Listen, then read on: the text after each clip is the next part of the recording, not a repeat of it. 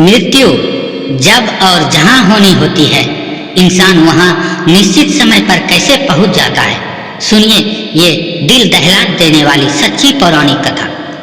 मानव जीवन में समय, परिस्थिति और स्थान बड़ी भूमिका अदा करते हैं।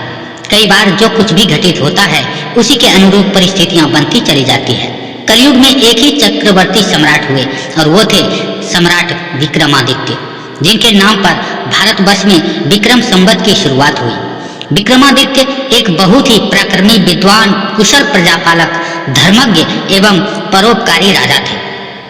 राजा विक्रमादित्य अपनी प्रजा को पुत्रवत प्यार करते थे तथा रात्रि में वेश बदलकर अपनी प्रजा के हालात और कुशल क्षेम जानने के लिए नगर भ्रमण हेतु निकल जाया करते थे। एक बार यूं ही राजा विक्रमादित्य वेश बदलकर देर रात्रि में नगर भ्रमण हेतु निकले। भ्रमण करते करते अमृत वेला का समय हो गया। पांव फटने ही लगी थी भोर के समय। इस समय राजा विक्रमादित्य नगर की परिक्रमा वाले मार्ग से गुजर रहे थे। मार्ग के दूसरी ओर घना जंगल प्रारंभ हो जाता था। एकाएक राजा ने देखा कि एक नौजवान लकड़हारा कंधे पर कुल्हाड़ी लिए जंगल में प्रवेश कर गया और लकड़ी काटने के लिए एक ऊंचे वृक्ष पर चढ़ गया। तत्काल ही राजा विक्रमादित्य ने देखा कि एक भयानक हाथी दौड़ा आया और उसी वृक्ष पर चढ़ने लगा जिस पर वह नौजवान लकड़हारा लकड़ी काट रहा था। हाथी को वृक्ष पर चढ़ते देखकर राजा को बड़ा अचंभा हुआ, क्योंकि हाथी तो वृक्ष पर कभी चढ़ ही नहीं सकता। उस नौजवान लकड़हारे ने जब हाथी को अपनी ओर आते देखा तो उसके हाथ पांव फूल गए। भय के कारण उसके हाथ से वृक्ष की टहनी छूट गई और वह पृथ्वी पर गिरकर उसके प्राण पखेरु उड़ गए। तब हाथी वृक्ष से नीचे उतरा और राजा को देखते ही देखते उसने एक सुंदर सी लड़की का रूप धारण कर लिया और जंगल के पास ही स्थित एक कुएं की जगह यानी मुंडेर पर जाकर बैठ गए। राजा दूर खड़ा कौतूहल बस ये सब देख रहा था और सोच रहा था कि यह लड़की बना हुआ हाथी अब क्या करेगा। थोड़ी ही देर में राजा के दो सिपाही जो रात्रि गश्त पर थे उधर आ निकले और इत्तेफाक से दोनों सिपाही आपस में सगे भाई थे। छोटे भाई की नजर जब कुएं की मुंडेर पर बैठी उस सुंदर लड़की पर पड़ी तो बड़े भाई से बोला, देख भाई कितनी सुंदर लड़की बैठी है, मेरा मन कर रहा है कि मैं इससे विवाह कर लूं। बड़ा भाई बोला, बड़े भाई के होते हुए छोटा भाई कैसे विवाह कर सकता है? बड़ा होने के नाते पहल मेरी है, इसलिए इससे विवाह तो मैं ही करूंगा। तब छोटा भाई बोला, इसे पहले मैंने देखा है इसलिए इससे विवाह तो मैं ही करूंगा। तब बड़ा भाई बोला, हम तो व्यर्थ ही झगड़ रहे हैं, क्यों ना हम इसी लड़की से ही पूछ लें। ये हम दोनों में से जिसे पसंद करेगी वही इस लड़की से विवाह कर लेगा। इस प्रकार आपस में निर्णय करके दोनों भाई उस लड़की के पास पहुंचे। बड़े भाई ने उस लड़की से प्रश्न किया, हे सुंदरी, आप कौन हो और यहाँ क्या कर रही हो?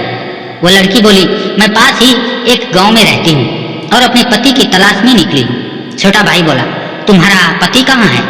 तुम चाहो तो मैं उसे ढूंढने में तुम्हारी मदद या सहायता कर सकता हूँ। तब वो लड़की बोली, मैं तो अभी कुंवारी हूँ और किसी योग्य वर की तलाश में निकली हूँ। तब छोटा भाई बोला, हम दोनों भाई भी अभी कुंवारे हैं, यदि तुम चाहो तो हम में से किसी एक से विवाह कर सकती हो। लड़की बोली, मैं तुम दोनों में से किसी एक से विवाह कर लूंगी, परंतु मेरी एक शर्त है। दोनों भाई बोले, क्या शर्त है तुम्हारी? लड़की बोली, तुम दोनों में से जो भी अधिक बहादुर होगा मैं उसी से विवाह करूंगी। इतना सुनते ही दोनों भाई स्वयं को एक दूसरे से श्रेष्ठ सिद्ध करने की इच्छा रखते हुए आपस में ही युद्ध करने लगे। लड़ते लड़ते दोनों भाइयों ने तलवारें निकाली और एक दूसरे के पेट में आर पार कर दी। इस प्रकार तड़प तड़प कर दोनों भाइयों ने अपने प्राण त्याग दिए। तब वो लड़की जोर से हंसी और उठ करके एक दिशा की ओर चल पड़ी। ये लड़की छलावा यानी कि अब क्या करेगी, ऐसा सोचते हुए राजा विक्रमादित्य भी थोड़ी थोड़ी दूरी रखते हुए उस लड़की के पीछे पीछे चलने लगे। अब तक सूर्य भगवान भी पूर्ण रूप से उदय हो चुके थे, परंतु सम्राट विक्रमादित्य एक हाथी के वृक्ष पर चढ़ने और फिर एक सुंदर लड़की का रूप बदलने की विचित्र घटना अपनी आंखों से देखकर अपनी तो सुध बुध ही खो बैठे थे। उन्हें अपनी भूख व प्यास, राजपाट के विषय में कुछ भी ध्यान न रहा। ध्यान रहा तो सिर्फ उस रहस्यमयी सुंदर लड़की के विषय में जानने की जिज्ञासा। अतः उस सुंदर लड़की की सावधानी पूर्वक दूरी बनाकर पीछा करते करते लगभग 200 कदम आगे चलने के बाद राजा विक्रमादित्य के विस्मय की तो सीमा ही न रही। क्योंकि राजा विक्रमादित्य के देखते ही देखते एकाएक वही सुंदर लड़की अब एक लड़की नहीं अपितु एक जहरीले नाग का रूप धारण कर चुकी थी। वह जहरीला नाग अब बड़ी ही तेजी से आगे बढ़ने लगा। कुछ दूर आगे चलकर एक नदी बह रही थी।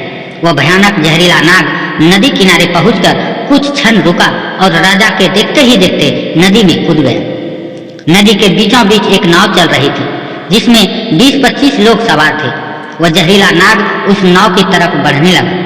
सम्राट विक्रमादित्य किनारे पर खड़े ये सब कुछ देख रहे थे। देखते ही देखते वह जहरीला नाग उस नाव में कूद गया। नाग पर नजर पड़ते ही नाव में भगदड़ मच गई और अपनी जान बचाने के लिए लोग नाव से पानी में कूदने लगे। उनमें से जो लोग तैरना जानते थे वो तो तैरकर नदी से बाहर निकल गए और जो तैरना नहीं जानते थे वे सभी लोग पानी में डूबकर मर गए। थोड़ी देर बाद वह नाग नदी से बाहर निकला और नदी के किनारे किनारे आगे बढ़ने लगा। सम्राट विक्रमादित्य उसके पीछे पीछे चलने लगे। कुछ दूर जाकर राजा विक्रमादित्य को एक बार फिर आश्चर्यचकित होना पड़ा, क्योंकि उस नाग ने एक बार फिर से अपना रूप बदल लिया था।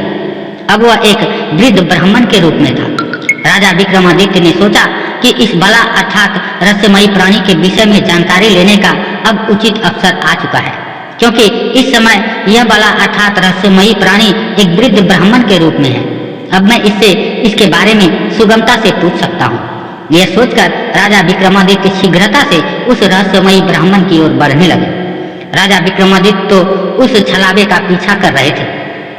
अब राजा विक्रमादित्य तेज तेज कदमों से चलते चलते उस वृद्ध ब्राह्मण के सम्मुख पहुंच गए और उसे हाथ जोड़कर प्रणाम किया। वृद्ध ब्राह्मण ने भी हाथ उठाकर अभिवादन स्वीकार किया। तब राजा विक्रमादित्य ने उससे ये प्रश्न पूछा कि आप कौन हैं?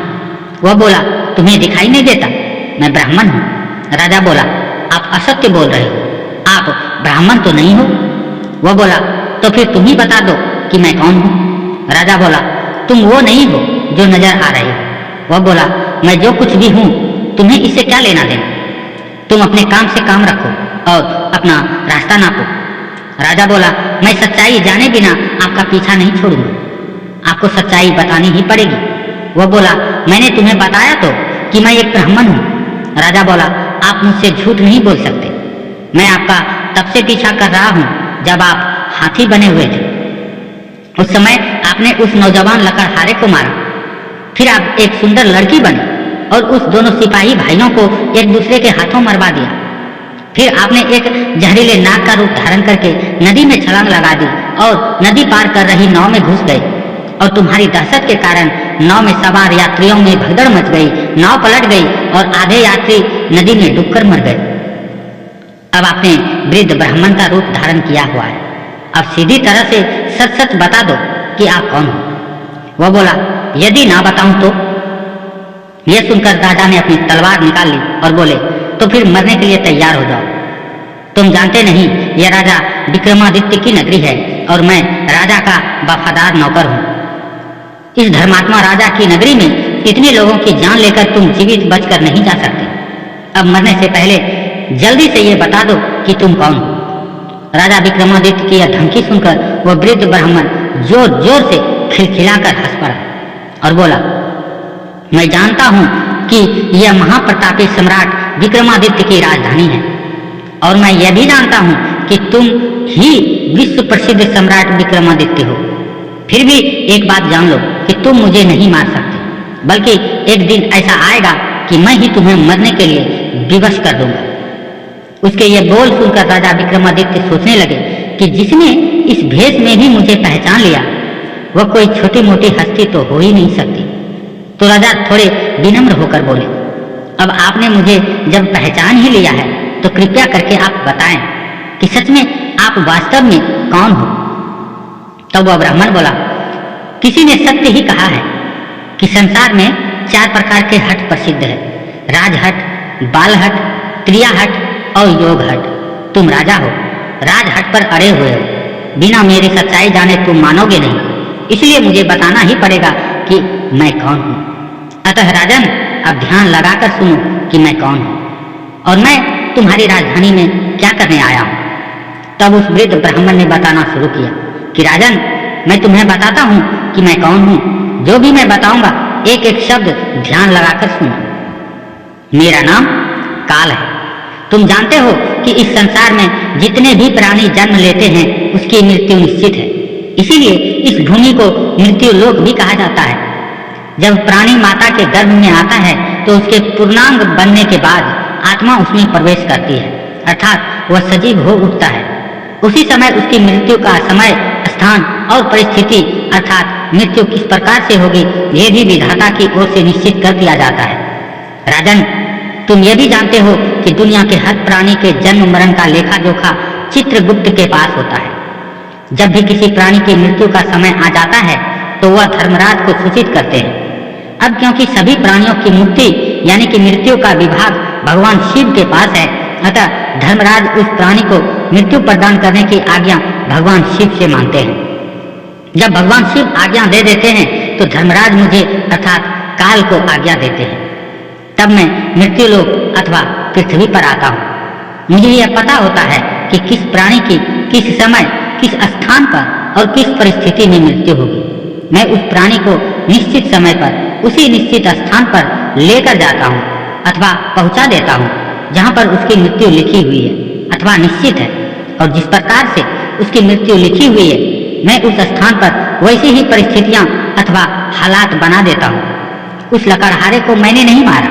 राजा विक्रमादित्य बोले, तुम फिर झूठ बोल रहे हो। मैंने स्वयं अपनी आंखों से देखा है कि उस लकड़हारे की मृत्यु का कारण तुम ही थे।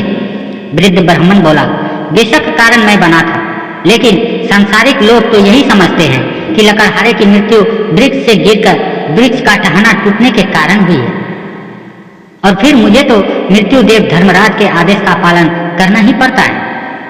उसकी मृत्यु वृक्ष पर से गिरने के कारण लिखी गई थी, इसलिए मैंने हाथी बनकर वैसी ही परिस्थितियां व हालात पैदा कर दिए।